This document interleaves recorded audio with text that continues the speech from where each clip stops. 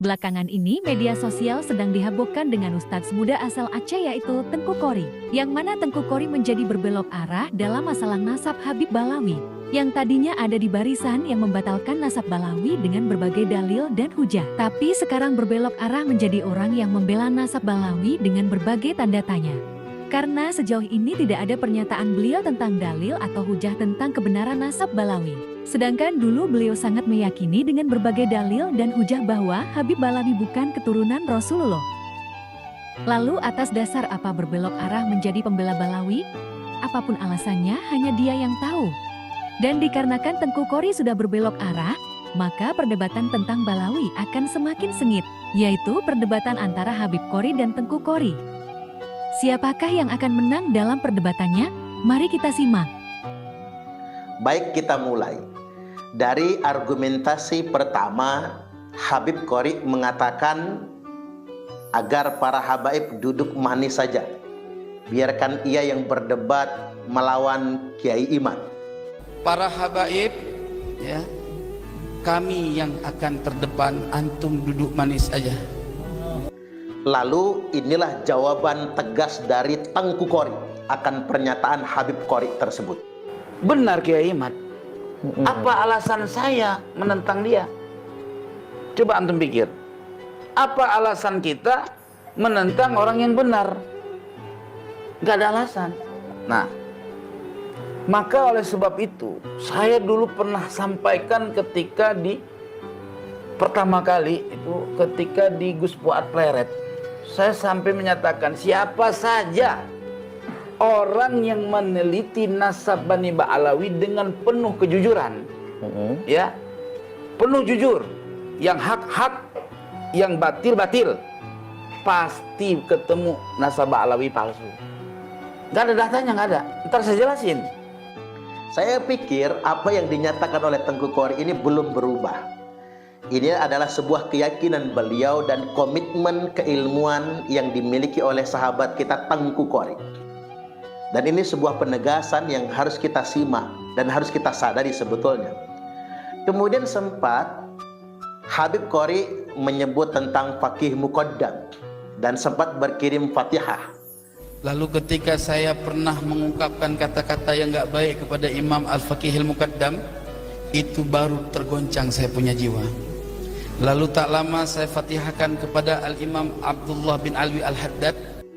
Lalu bagaimana tanggapan Tengku Kori tentang sosok Faqih Muqaddam itu? Apakah sosok ini benar-benar ada? Alwi hebat. Amul Faqih bisa terbang 70 kali ke langit jumpa sama Tuhan. Orang pakai buruk loh. Wong Nabi aja sekali seumur hidup pakai buruk. Dia mah kagak pakai apa-apa, cus. Begitu kan? Kesaktian dia sama Nabi. Gue bingung. Sekali itu mampunya, ya nggak? Kilok kagak ada karangannya. Siapa ulama yang pada tingkat derajat martabat tinggi, yang syuhroh hebat, Syekh Abdul Qadir Jailani, ada tulisannya, banyak karyanya, ya nggak? Ngapa dia kagak ada? Gue bingung. Ini orangnya ada nggak sih sebenarnya? Ulama yang ada di zamannya boleh cek.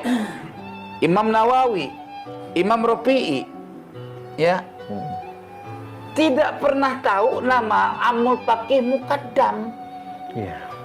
Gue bingung. Seringkali di dalam kitab karangan Imam An-Nawawi, kola, misalkan ulama anu sebutin sama dia, ya kan? Kalau di Yana kola Al-Auza'i, disebutin, ya nggak? Kola Imam Syafi'i, tanda orangnya ada. Benar-benar. Betul. Nah, Ba'alawi dari nenek moyangnya sampai Muhammad Maulad Dawilah hebat, tapi nggak ada orangnya. Betul. Kuburannya ada, boleh gali. Kalau ada, tahu gerbong pisang apa-apa, bingung kita.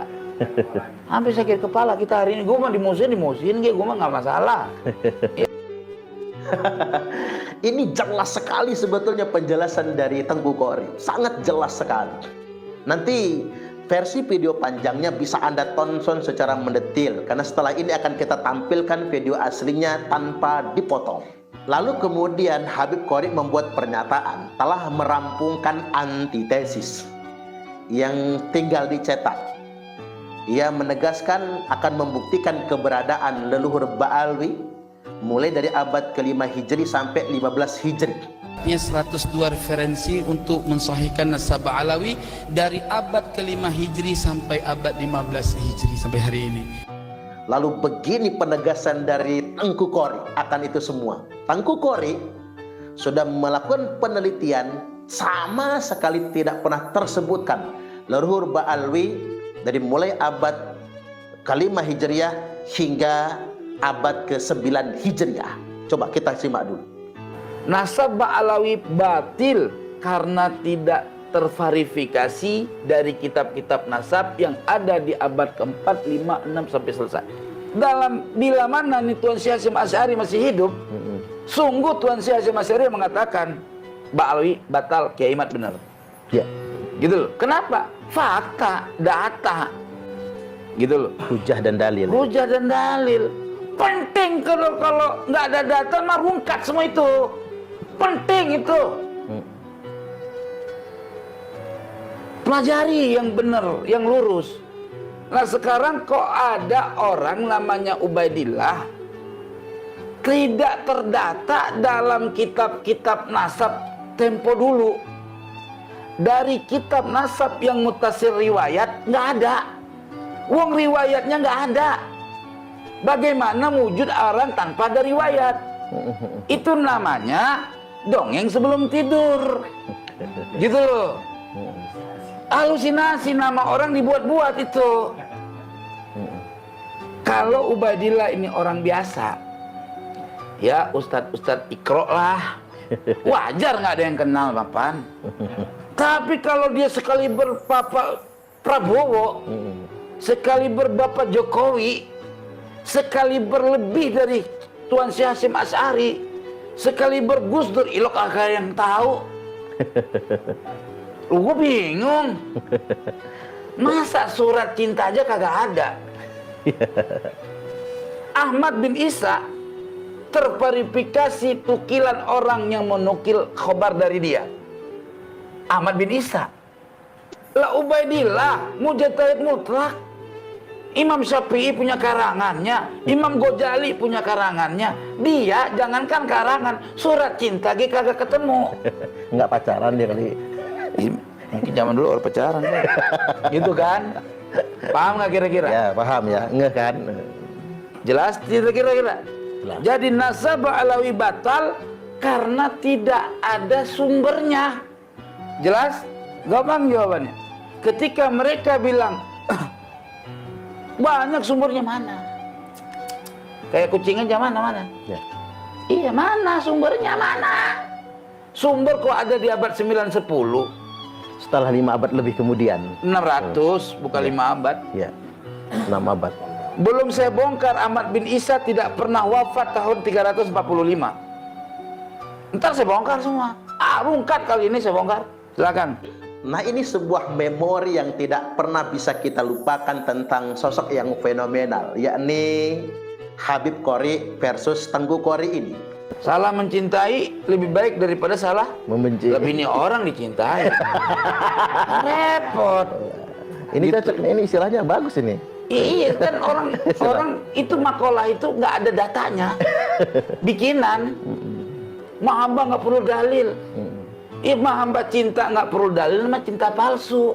Itulah perdebatan antara Habib Qori dan Tengku Qori dalam masalah nasab Habib Balawi.